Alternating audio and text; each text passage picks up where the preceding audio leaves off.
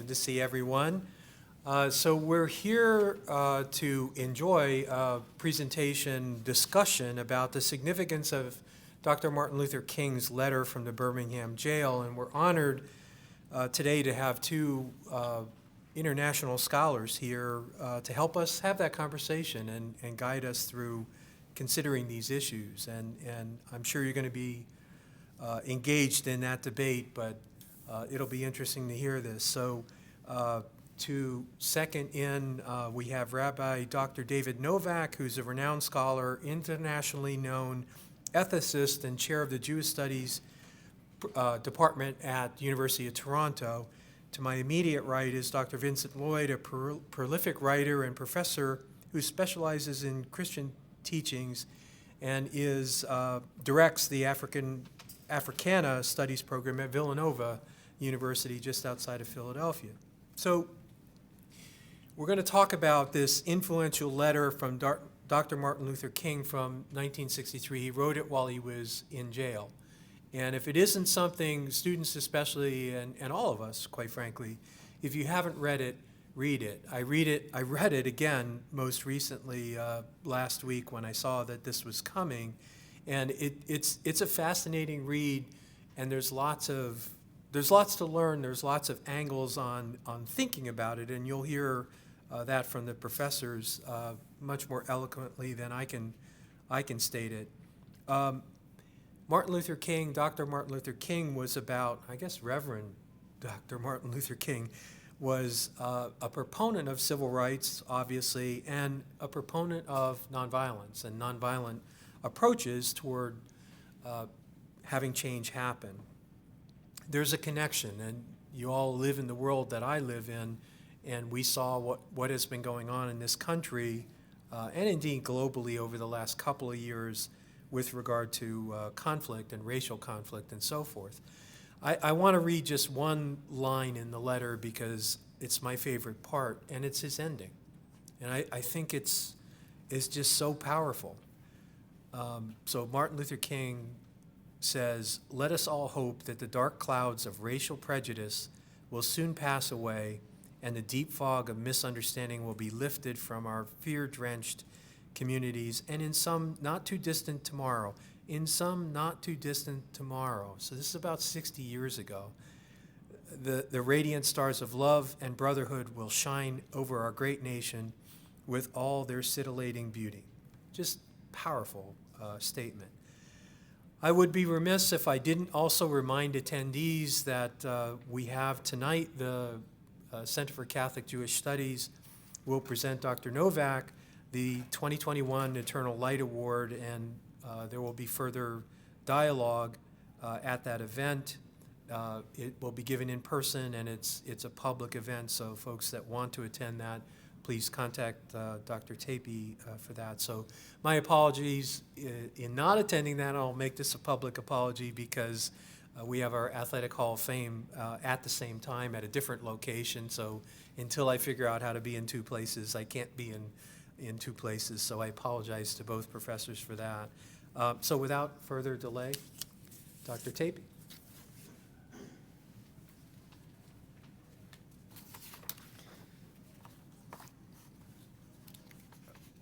Thank you, Dr. Sinise, very much. Good afternoon and welcome to the Center for Catholic Jewish Studies 2021 campus program, The Significance of MLK's Letter from a Birmingham Jail Today. St. Leo University has been leading in the area of interreligious dialogue for more than 2 decades. Since 1998, St. Leo's CCJS, the Center for Catholic Jewish Studies, has provided interreligious educational programs for thousands of students and members of the community. Our mission is to build mutual respect and understanding between people from different religious backgrounds, between the Catholic and the Jewish community, between two of the oldest institutions in the world, as well as all people of goodwill. How do we build understanding between people from different religious backgrounds? We build understanding across lines of difference by doing public education programs like this one. We also do this through St. Leo University's classes, which we teach, like World Religions and Dialogue. And we also build bridges through our research and publications. We try to build bridges of understanding that lead to a more just and peaceful society. The bridges I am talking about are not made of steel and concrete. The bridges we try to build, that we need your help to build, are bridges of understanding. Bridges of understanding are bridges where two people from different backgrounds come together and talk, and they begin to understand one another better than they did before. The materials needed to build bridges of understanding like this are more difficult to acquire than concrete and steel. In fact, the materials needed to build bridges of understanding are made of things you can't buy. Things like mercy, humility, compassion, the ability to listen, the conviction that we must seek the truth, that facts matter. These virtues are things that money can't buy. These virtues are in short supply today. But just by attending a CCJS event program like this, you help us build these bridges. As MLK said in his letter, shallow understanding from people of goodwill is an obstacle sometimes to justice. Rather, we must rise to what he calls the majestic heights of understanding. This year, the aim of our fall academic program is to deepen understanding by having a dialogue on MLK's letter from a Birmingham jail. MLK's writings were a crucial part of my own intellectual journey. After reading his autobiography in 2003, I decided to go to seminary. Even as I would later become a professor, first at CUA and now at St. Leo, MLK's teachings have remained dear to me the entire time. But it was not until recently that I read the entirety of his famous letter from a Birmingham jail, and I was surprised at how relevant the letter is today. And so today, we have invited two leading scholars to help us understand the significance of MLK's letter, and it's my pleasure and honor to introduce you to them. Dr. Vincent Lloyd is Associate Professor of Theology and Religious Studies at Villanova University, where he also directs the Africana Studies program and the Center for Political Theology. Lloyd's books include Law and Transcendence, Black Natural Law. He co-edited Anti-Blackness and Christian Ethics. And his book, Black Dignity, A Philosophy, is now at the press, Yale University Press. Lloyd also edits the Reflection and Theory in Study of Religion book series published by Oxford University, and he co-edits the journal Political Theology. To his right is Dr. Rabbi David Novak. He is the Richard and Dorothy Schiff Chair of Jewish Studies and Professor of the Study of Religion and Professor of Philosophy at the University of Toronto. From 1997 to 2002, he was also Director of the Jewish Studies program. Rabbi Novak is the author of 13 books, including The Jewish Social Contract, an essay in political theology, and Talking with Christians, Musings of a Jewish Theologian. His book, Covenantal Rights, a study in Jewish political theory, won the award of the American Academy of Religion for Best Book in Constructive Religious Thought in 2000. He has edited 4 books and is the author of over 200 articles in scholarly and intellectual journals. Would you please join me in welcoming these esteemed scholars to St. Leo University? After Dr. Lloyd and then Dr. Novak share comments about the letter, we'll have a time of discussion, and then that will be followed by a question and answer session. And so I encourage you, if you have questions during their times speaking, please go ahead and jot those questions down and be thinking about possibly sharing them with us all.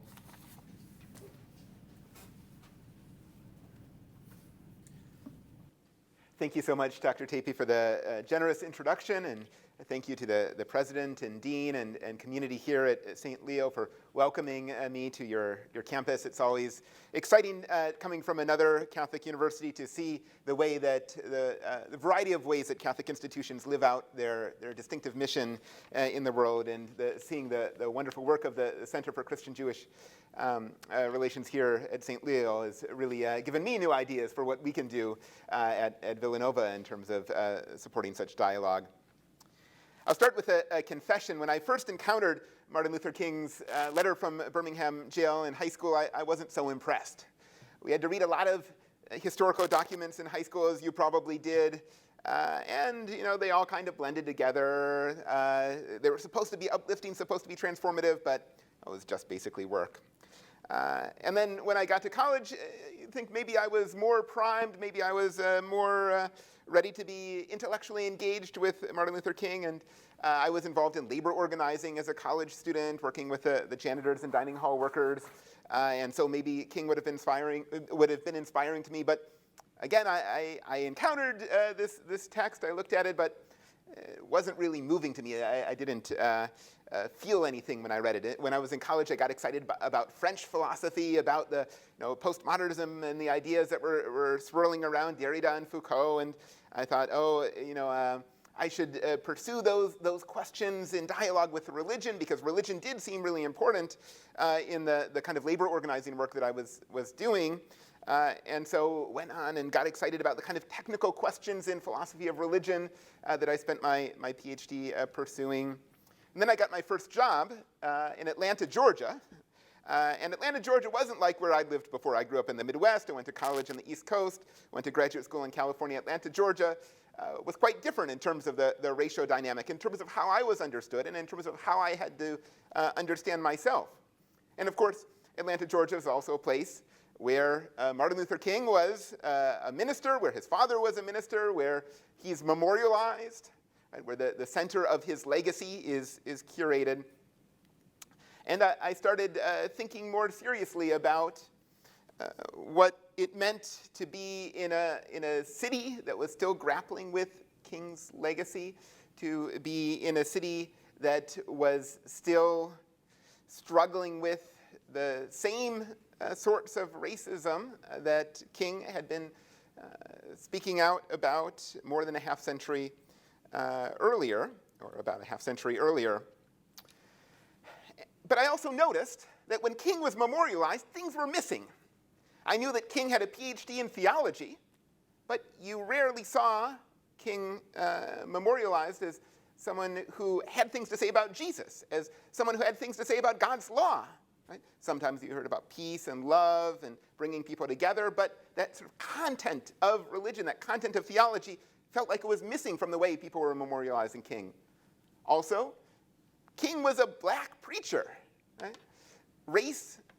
His racial identity was essential to how he understood himself and understood his message and understood his political theological project. And yet, in the way that King was being memorialized, it seemed like King was bringing together all races. King wasn't saying anything distinctive to black people or about black folks. I went to Washington, D.C. when they unveiled the new then new Martin Luther King memorial with all sorts of quotations from King. Strikingly, they have quotations on one side of King's statue, quotations on the other side of King's statue. None of them mention religion. Also, none of them mention that he was black. The only time race is mentioned is to say King was transcending race. So that got me thinking, if something is missing that seems important, there must be a reason to push there, to think there, to engage intellectual energy in figuring out why is something being suppressed, right? Why is something being left unspoken? So I turned back to King's texts, looking for the religion and looking for the race, right? Looking for his reflections on blackness. And that's how I approach our text for today, a letter from Birmingham Jail. So I thought I would share just 3 points that I noticed reading this text from that perspective, and then offer a couple of lessons for today, as we were invited to do in the short 10 or so minutes that we have here, more to talk. The first point from this text that seems crucial is that King isn't talking as if we're all united. Right?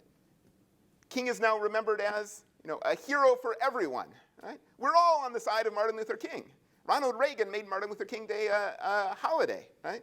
People from the left and the right, every corner of the political spectrum, embrace Martin Luther King Jr. Now, I don't know what King would have thought about partisan politics today, but King did very clearly from this letter say, there are some people who I disagree with, right? Some people who are not supporting me. Right? You well-intentioned folks, you well-intentioned preachers, you people of goodwill are doing the wrong thing. Right? You're telling me and my people, my committed people, my faith-driven people, that we should stop our protest, that we should rearrange our priorities, that we should not strive for justice. That making of a division between us and between you, right, seems really essential to understanding this letter. And the point of division, I think, is about urgency. Right? For King, something has to happen now. When we see a moral abomination in the world, it's not something that we can come up with a plan and then over many years, decades, slowly see that moral abomination go away. If it's a moral abomination, it has to end now. There's that sense of urgency. If we ask ourselves now, imagine you were living in the early 19th century and there was slavery around, another moral abomination. What do you think, slavery should go away today, or should we come up with a plan for slavery to gradually go away? Of course, we'd all say, if we recognize an issue as a moral abomination, then we realize it has this urgency that requires action immediately. But recognizing a moral abomination, which in theological terms is a kind of besmirching of the image of God, right? A moral abomination, something going wrong in the way that God is imaged in the human.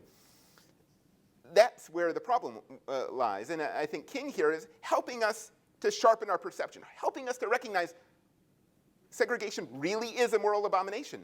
Right? These allusions to fun-talented children, right, that are inviting us to perceive just how distended, right, this system of segregation is morally distended. And at the end of the day, right, this is something that King thinks should be our point of unity. Right? We are all people of goodwill. Right? Even as we have political disagreements, right, we all there's a part of us that wants, that intends toward the good, that cares about justice. Right?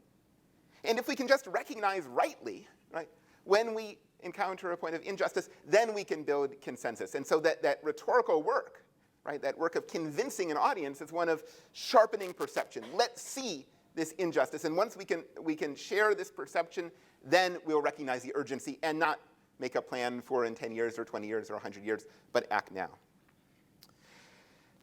The second observation in reading this text through the sort of perspective I mentioned is about race, right? About the uniqueness of Black American experience, and this is something that is thematized these days and in social movements now as anti-Blackness, that there's something distinctive about anti-Blackness. It's not just that we have a menu of social ills. Racism is one of them, and environmental injustice, and economic inequality. It's not just a menu, and then anti-Blackness is one of them. There's something qualitatively different about the experience of Black Americans because of the afterlives of slavery. Right? To convince people for years, for decades, for centuries, that Black folks can be treated as less than human, that they can be treated as property, that they can be treated, right, as slaves. Right? That takes a lot of work. That takes a training of habit, training of thought, a distorting of reasoning, right? Building institutions, building laws. All of that apparatus doesn't go away when slavery ends. All of that apparatus continues. And that's a challenge uniquely faced by Black Americans, that all of this apparatus is there. And I think King is very eloquent on this point, saying, yes, there are problems in Africa and Asia, around the world, but we can see improvement. We can see a kind of path toward reform in these other contexts. But the evil of anti-Black racism in the US is so deep, right? Optimism isn't warranted. Only a kind of something else is warranted. Only something that might require religion, right? Might require theologically motivated hope is warranted. And I would just point out as well that the discourse that's developed in the last few years in social movement spaces, some of them around Black Lives Matter, that have really developed this concept of anti-blackness. Look around at the empirical data, right? Say, Brown versus Board of Education was decided in 1954, supposedly ended school segregation. If we look at schools today, not that much less segregated than 1954. Right? You look at economic inequality today, wealth disparities, income disparities between black and non-black Americans, still dramatic and not improving significantly. If we look at prisons, if we look at policing, if we look at environmental racism, right, the distribution of pollution, all these dramatic ills, dramatic and interlocking ills that remain today. And the best framework, right, to understand that is as part of this afterlives of slavery, right? This moral work, moral and institutional work that was required to get Americans to treat other Americans as property, as non-human.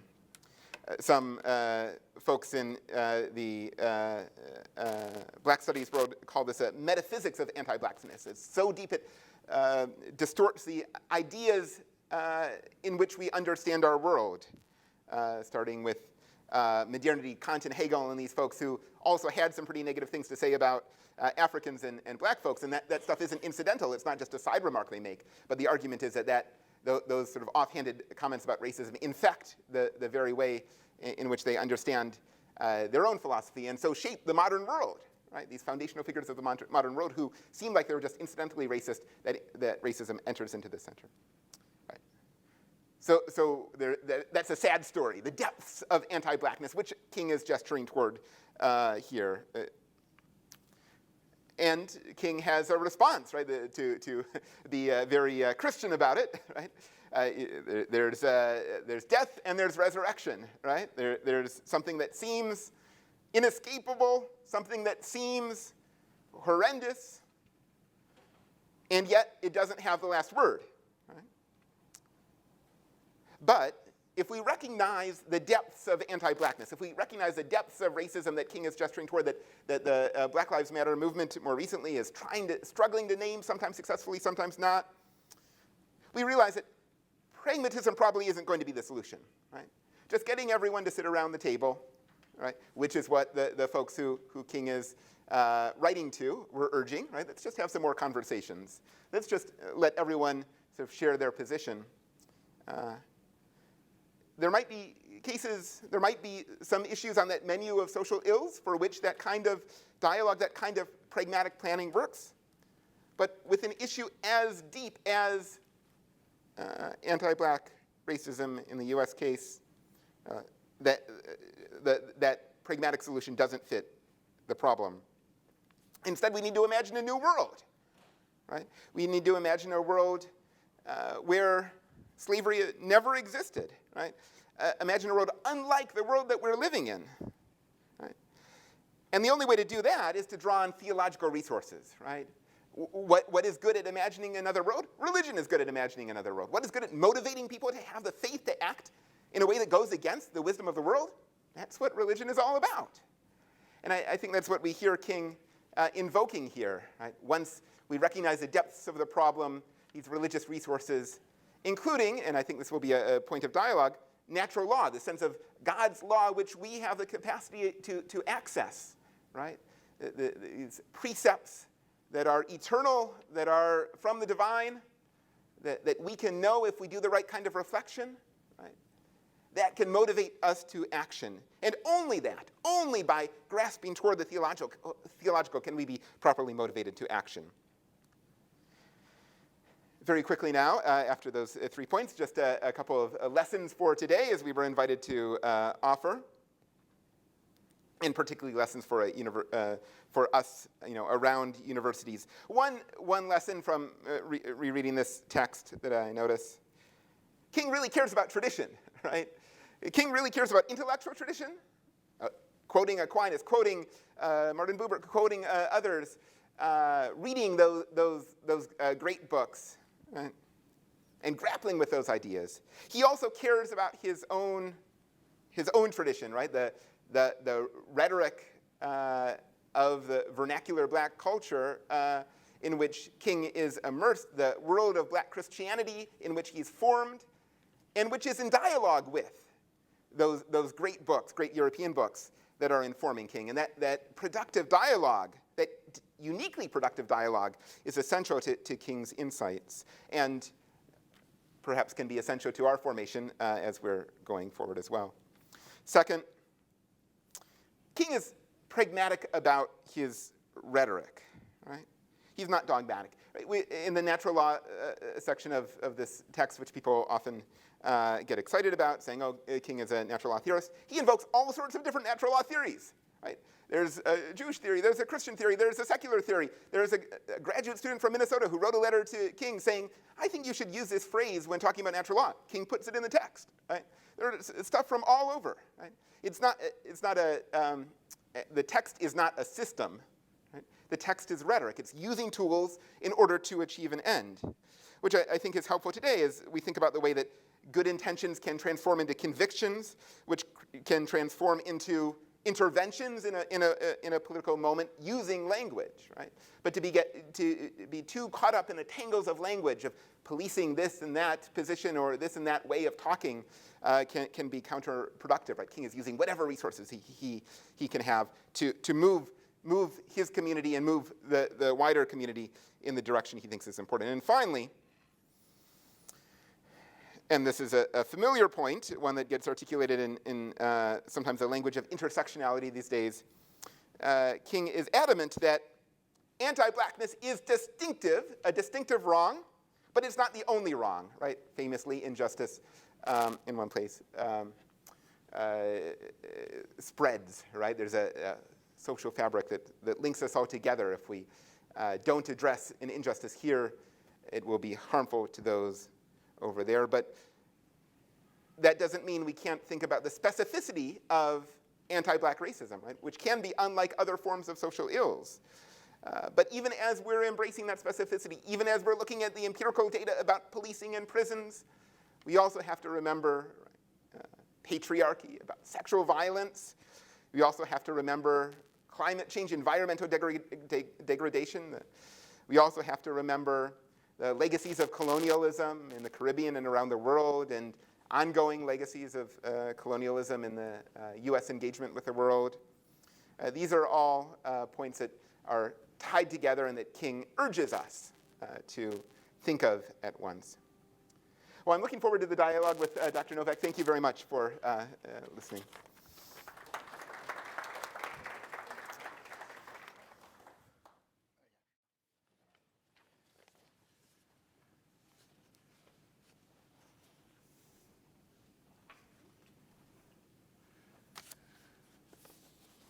Okay, thank you very much for inviting me, and thank you to Professor Mather Tape for his generous introduction.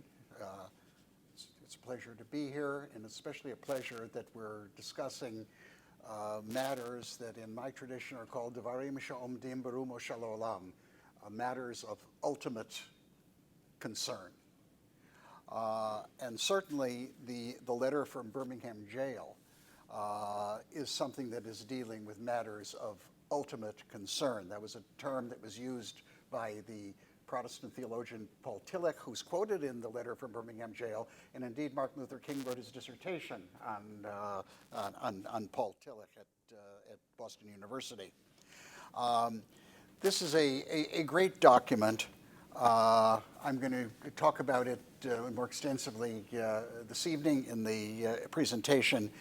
But like any great document, one should read it with a critical mind. In other words, one should ask critical questions of the document and try to propose certain answers that the author may have come up with, or certain things that, as great as this document is, raises certain problems that it doesn't solve that maybe we should solve. And what I would like to raise is as follows. Martin Luther King here, in this document, the letter from Birmingham Jail, quotes Thomas Jefferson, third president of the United States, who says in the Declaration of Independence, "We hold these truths to be self-evident that all men are created equal." We hold these truths to be self-evident that all men are created equal. First of all, the equality of men, and by men we should not use standards of contemporary feminist critique. By men he means human beings. But are they really self-evident? I think that the inequality of human beings, just at a natural level, is much more evident than their being having an abstract equality. But the real problem is we hold these truths self-evident that all men are created equal. Jefferson was a slaveholder. This has been raised. How can a slaveholder, a person who's holding other human beings in bondage, and granted he was, somewhat benevolent, but nonetheless, he is not treating them with the dignity that we would say are deserving of other human beings. So how can somebody say, who's a slaveholder, say that it's self-evident that all men, all human beings, we would say today, are created equal? Isn't there a gross hypocrisy there?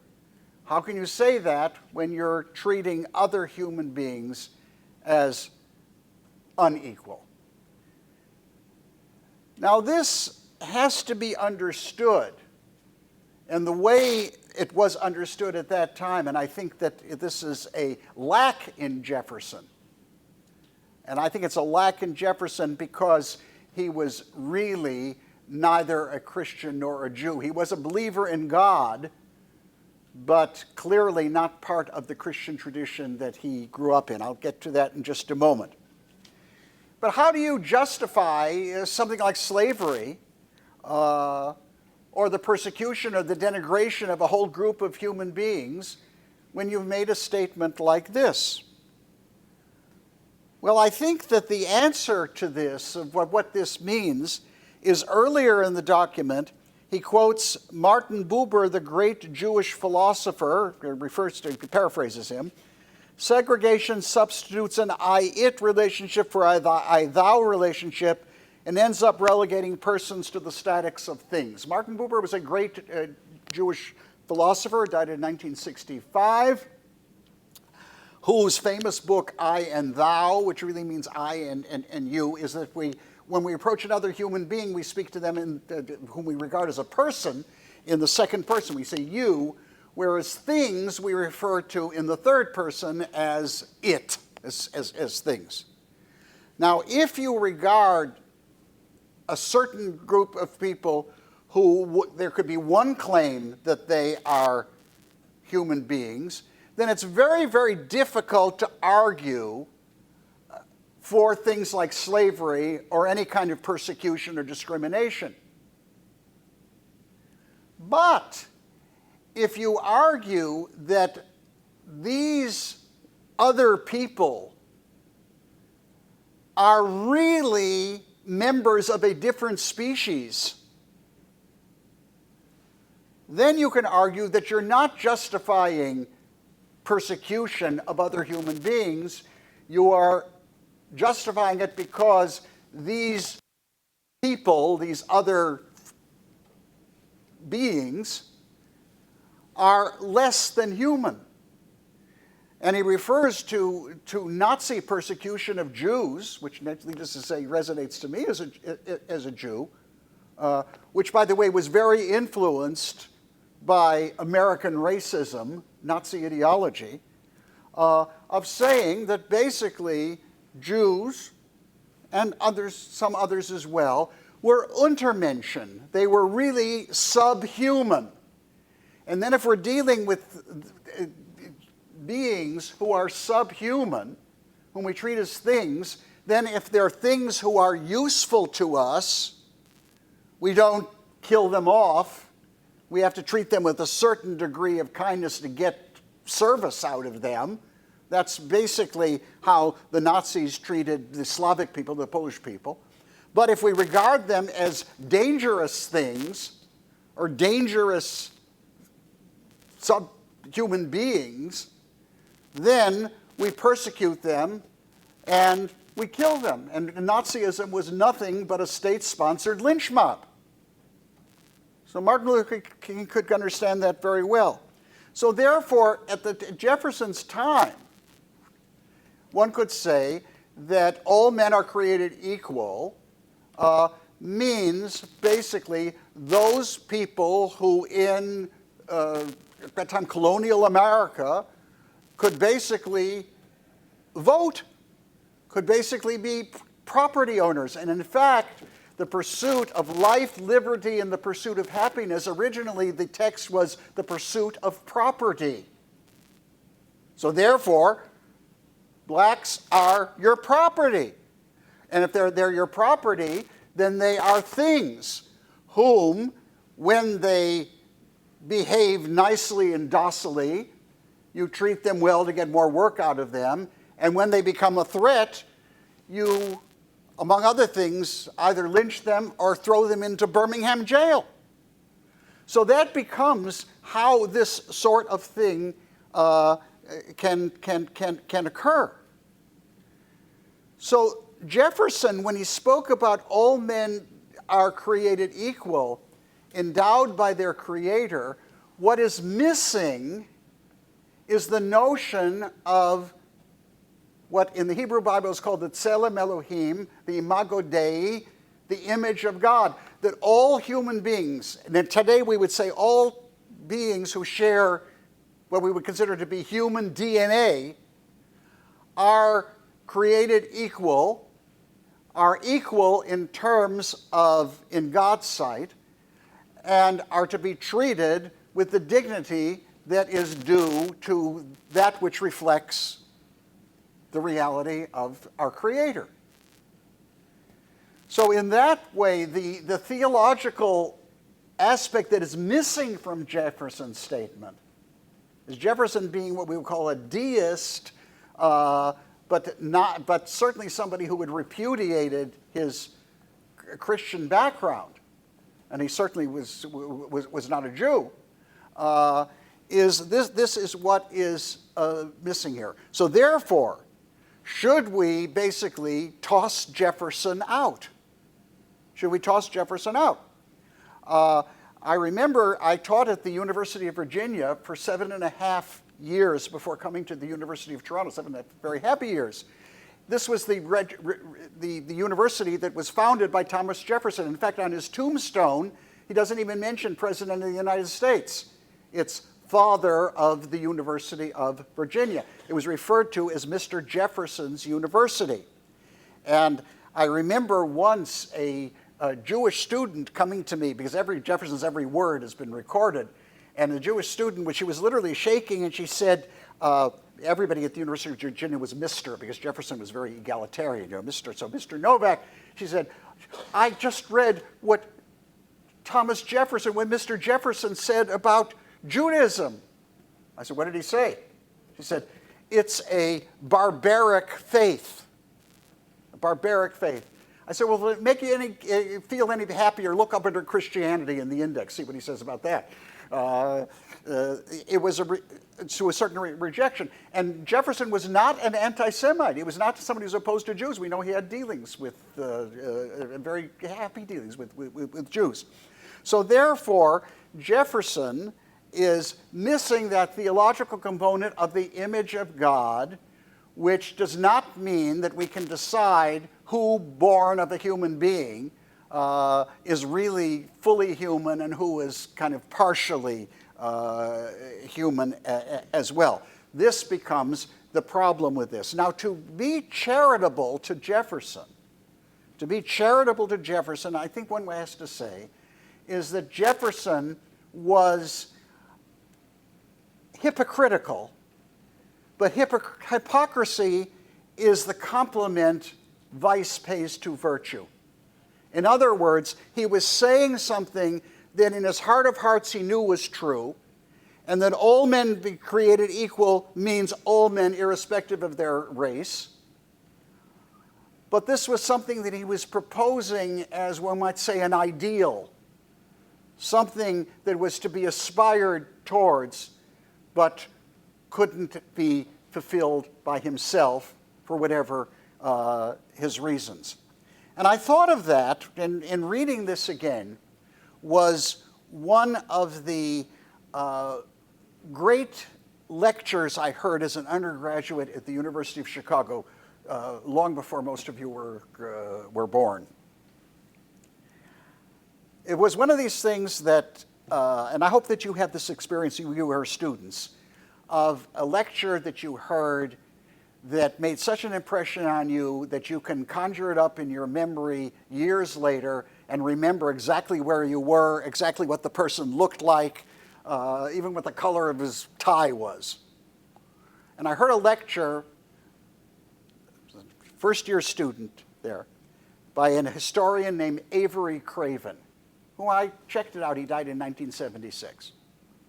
Avery Craven said that the true preamble to the Constitution of the United States, and Jefferson and Dr. King refers to the Constitution. The true preamble of the Constitution of the United States is not "we the people," the way the Constitution of the United States begins, but it's the Declaration of Independence. It's the Declaration of Independence. And he said that the Civil War was basically that the Constitution must live up to its metaphysical foundation in the Declaration of Independence. When there's a conflict between the Declaration of Independence and the Constitution has to be reinterpreted according to its true foundations. And I think that that is the more charitable reading of Jefferson, and why Dr. King invoked him in this document. He was presenting something which lies on the horizon. And it is true that there are many injustices that we cannot overcome overnight. It's not because of lack of effort. It's not because we say, well, let's wait a bit when we don't have to wait. But there are certain things that are going to take a certain grade of time. They have to be done in understanding of whether they're going to be effective or not. But in terms of that, then what is guiding us is that Jefferson had a vision, which he himself did not live up to.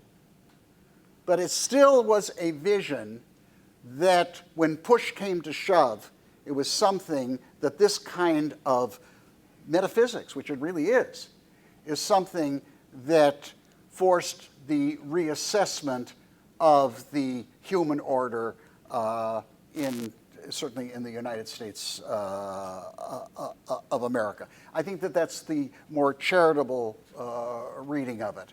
But what prevented Jefferson from even explicating that was a notion of how do we define a human being, and what the strengths of Judaism and Christianity are is that the definition of a human being is the imago Dei, is the image of God. That human beings reflect the divine reality in a way that no other being does, even though we are respectful of non-human beings and do not harm them as much as possible. And that, I think, is the message, is that at times the vision is ahead of the reality. And rather than bringing the vision down to the reality should aspire to fulfill the vision. Thank you.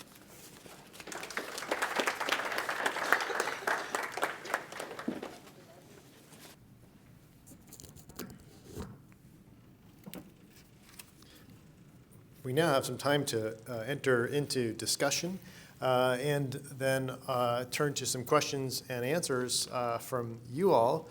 So I'll go ahead and open up our discussion time at our panel table here between Dr. Lloyd and Dr. Novak. Dr. Lloyd, would you like to respond a bit to Dr. Novak's comments?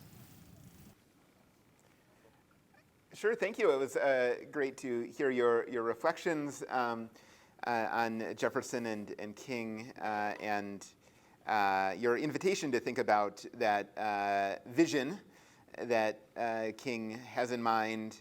I wonder, I'd be curious to hear more about this dynamic tension between the Declaration of Independence as a statement setting out a vision of eternal truths and the text of the Constitution in its specificity and sometimes injustice woven into some of that text.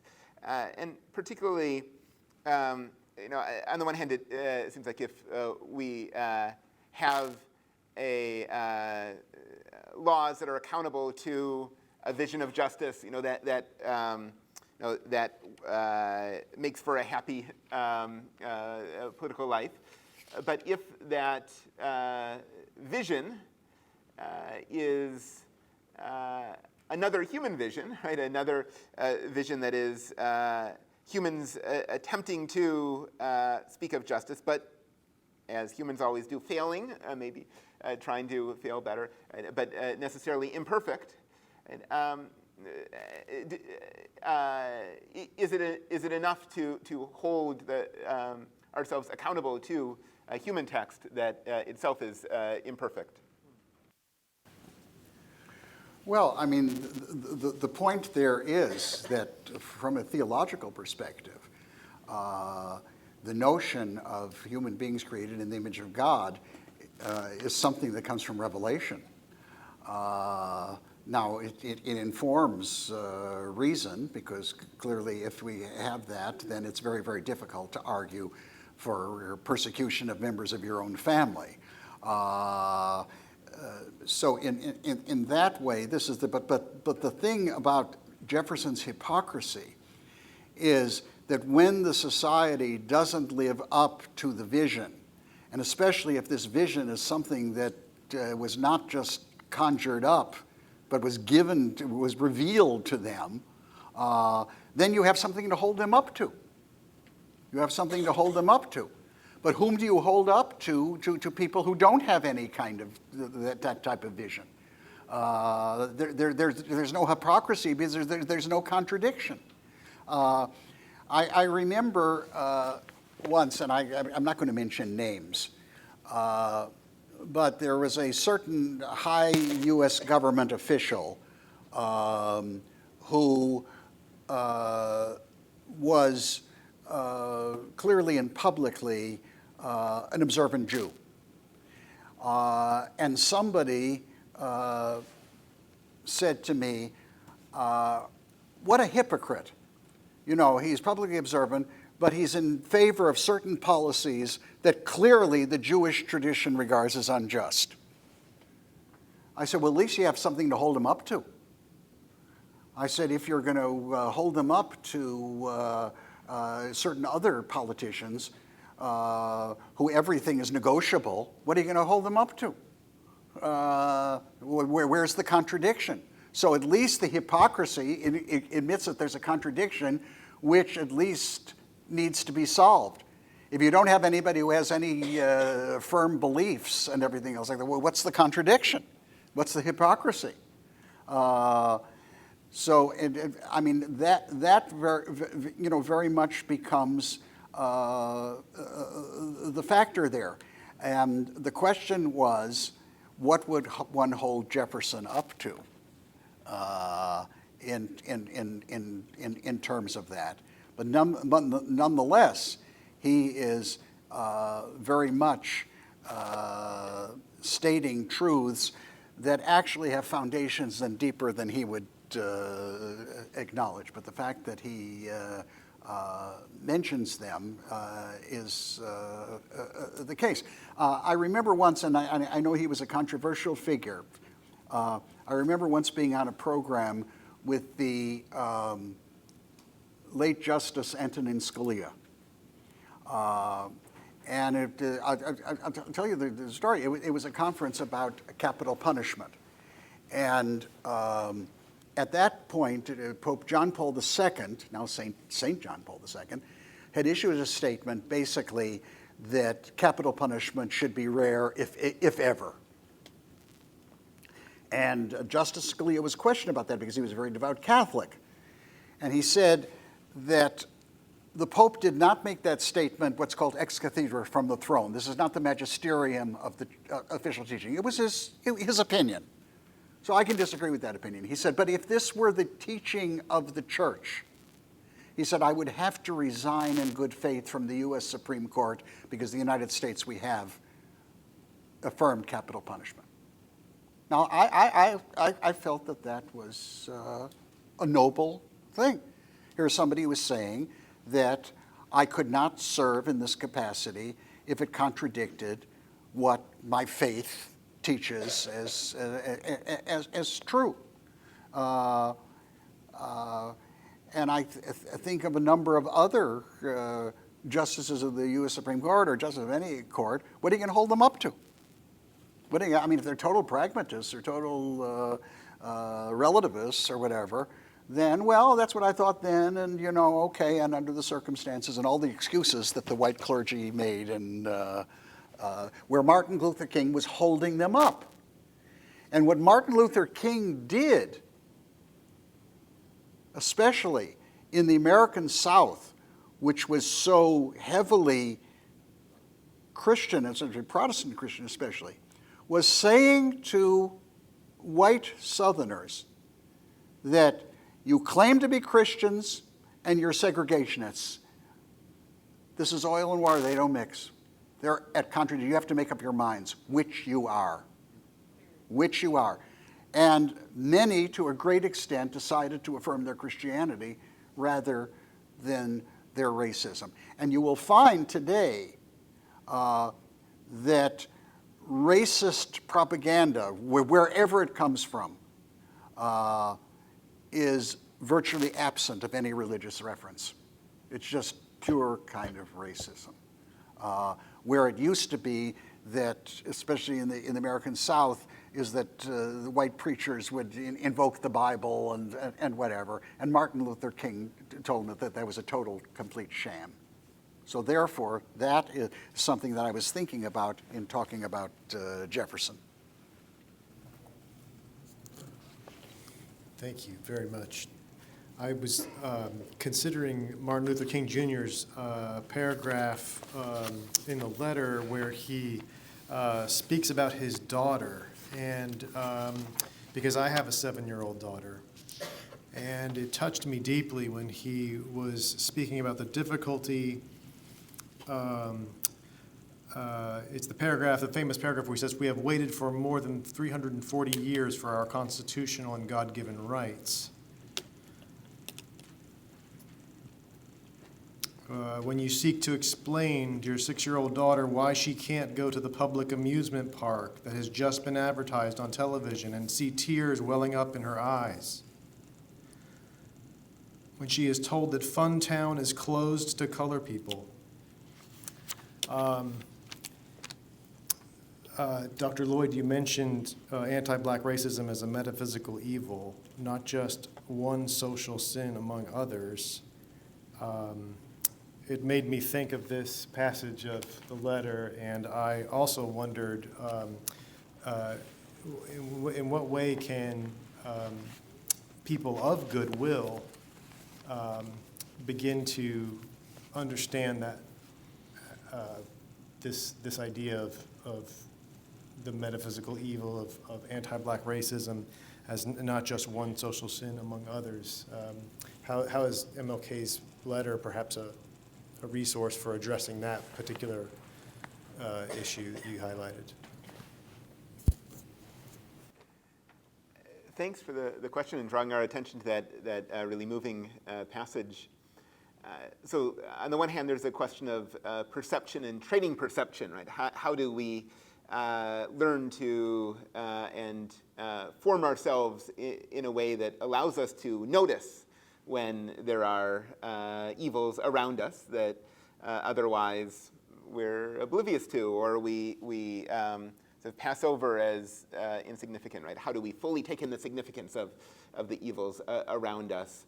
And so King is giving us both some examples there, but also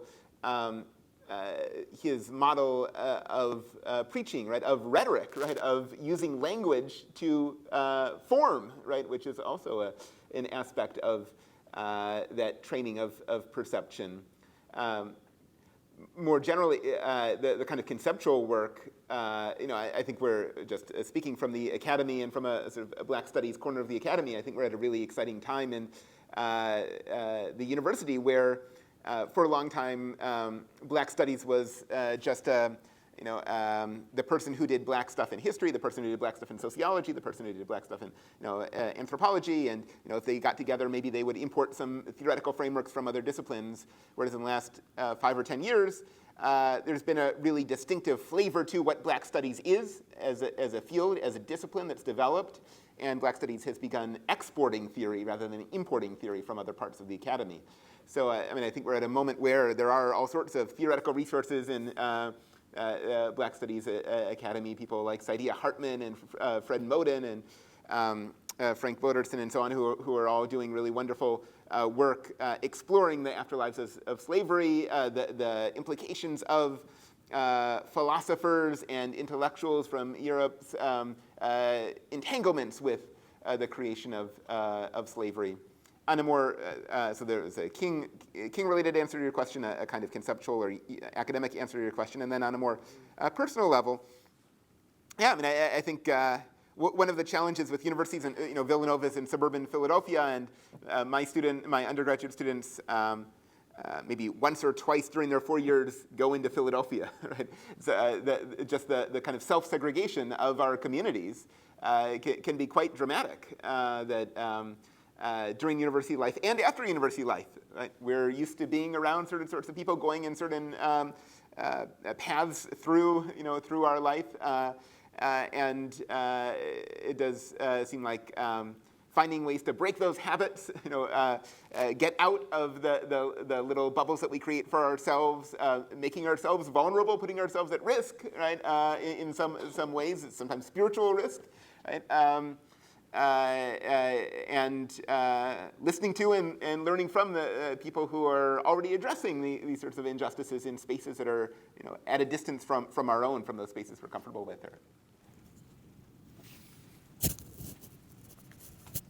Thank you, Dr. Lloyd. And you were humble enough not to mention your numerous books on the topic, as well as possible resources for students to study.